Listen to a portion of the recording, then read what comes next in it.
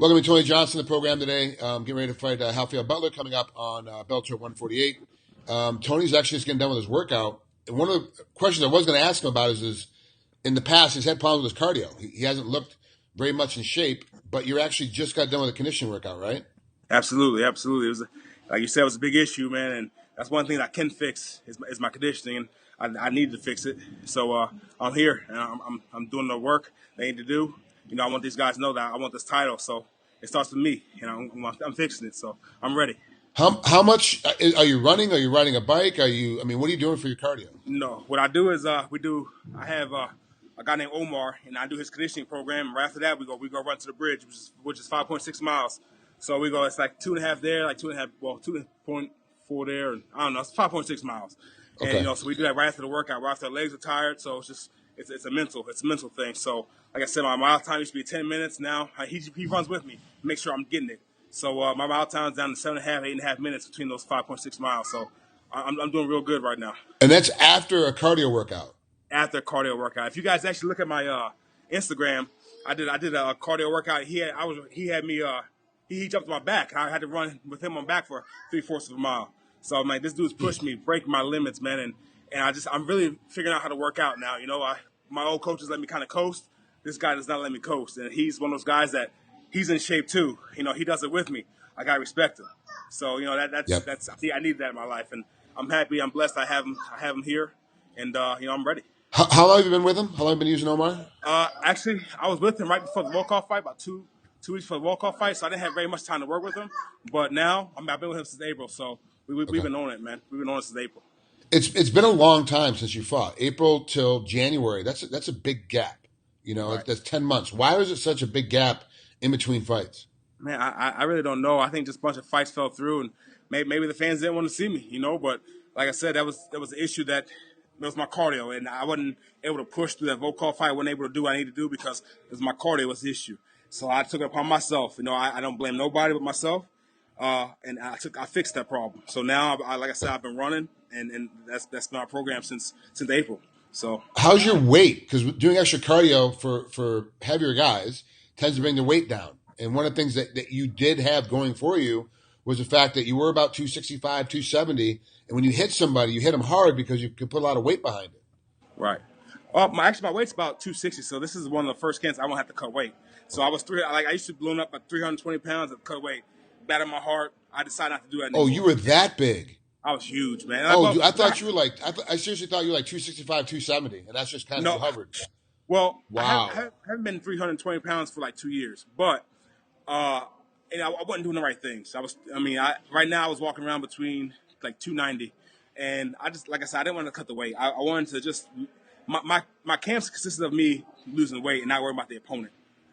Okay. I need to fix that, and like I said, I'm 260 right now, and people say that you're losing your size, but I wrestled since I was 4 years old. I know how to maneuver, man. Okay. The weight doesn't bother me. I'm explosive. I'm more explosive. I'm stronger. I feel stronger. I feel lighter on my feet. I feel faster. And like this is a statement fight for me. This is one of those fights where I got to show the fans that I'm ready for this title.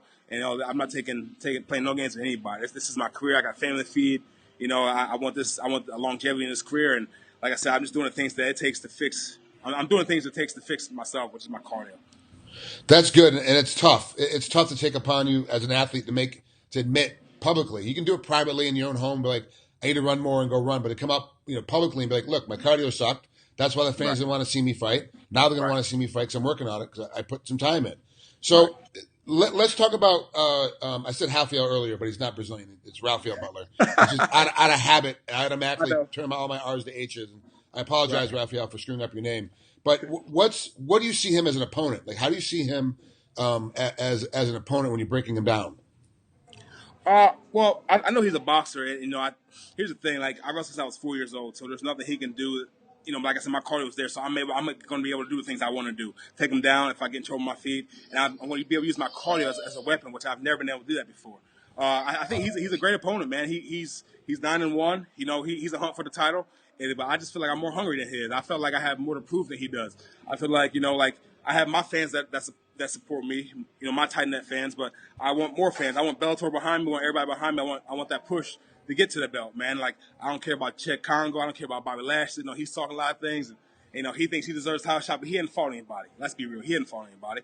You know, so like I said, this is a statement fight for me. You know, I'm sorry, Raphael, but you're in my way. You're in the way of my money. You're in the way of me and my dreams. So this is one of those fights where, you know, I don't care what he has to offer.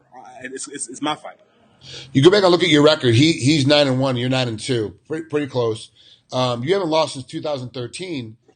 So depending on how you want to spin it and how your publicist wants to put it out there, hey, it hasn't lost since 2013. You know, that's a long time between losses, but you've only fought twice. You only fought once in 2014 and once in 2015.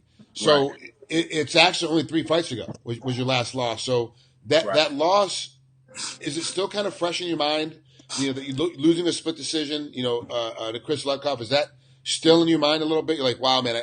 And is that one of the reasons why you start working on your cardio so hard, realizing that, hey, you lost that fight because you're out of shape? Absolutely. One thing about me is, you know, I take my losses. I don't get mad. I've wrestled since I was 4 years old. I don't get mad. I take it. I learn from it. And that's one thing I could have controlled was my weight. The thing that happened in that fight was I wasn't supposed to fight until December, and a lot of things happened. They moved the fight to November. So then I had to cut 30 pounds going overseas in 10 days. Miserable. Okay. You know, I lost that fight in a split decision with no legs. You know, like I knew, like I just know, like I'm not fighting to my potential. So that's one thing I can control. I'm controlling. Like I said, that's never gonna happen to me again. I'm gonna come in there. I'm gonna be in shape. I'm like I said, I got this guy Omar and with May Fitness, and you know, I got a new coach named Chris Beasley from Bonafide MMA. Those guys that push me, they guys see the potential in me, and they're made to call me every day. Let's go. Let's get in the gym. You know, and like I said, that fight haunts me, but I learned from it. I can't do that anymore. It's bad in my heart. You know, like I said, I want to fight 3-4 times this year, and it starts by putting Raphael Butler to sleep. Yeah, the one thing I do want to see you do when you retire in like 10 years from now, that you keep your weight down. You don't end up like most athletes, bigger athletes, when they retire in every sport. It doesn't make a difference what the sport is. They end up going back to that. You know, you can be 350 like within a month. Like you can be huge.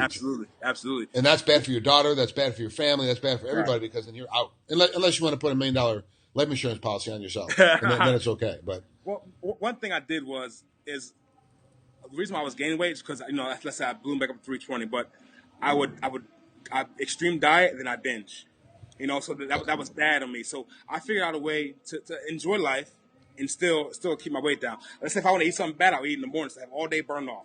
If I want to eat something bad, I'll eat on the days I'm going to work out so I can burn it off. And I do small portion control, small. So I'm not eating a bunch of chocolate, just a little something to get, you know what I'm saying? Like if I need some chocolate, just a little sweet, something like that, but like not a ton.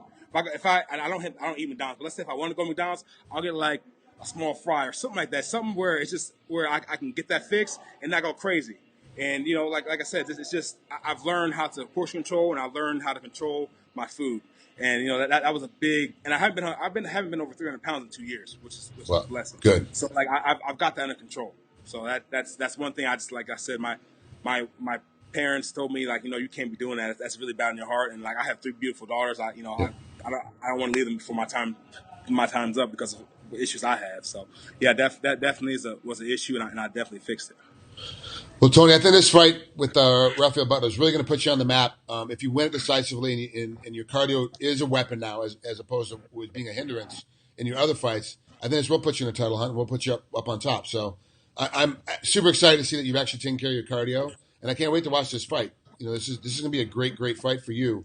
Do you just need to win this fight to get yourself up in that space, or do you actually have to finish this fight to get yourself up in that space? The thing is, I'm going in there to win, not to lose. I'm not going in there to play it safe. I'm going in there to show the fans that I'm ready. I mean, this is the must win for me, but it's also a fight where I need to show the fans where I made some improvements. You know, where I'm going to be an excited fight, not just a fight that's going to just edge my way through. So this is a statement fight all around for me. You know, this is one of the fights where I want to show everybody my improvements. You know, I want to show Bellator that I'm ready for whatever they throw at me. I want to show the heavyweights that I'm not a guy to be messed with. You know, I'm here. I'm ready. And you know, like I said, it starts January 29th by putting Raphael Butler to sleep, submitting him, doing something, you know, whatever. But like I said, I'm ready. This is the most excited I've ever been for a fight. Best shape I've ever been for a fight. I actually got like 1 or 2 abs coming in, so that's awesome. That's awesome. Yeah. All right. Thanks, Tony, for coming on here. Really appreciate it. Have a great rest of your training camp, man. We'll talk to you later. Thank you, man. I'll see you guys in Fresno.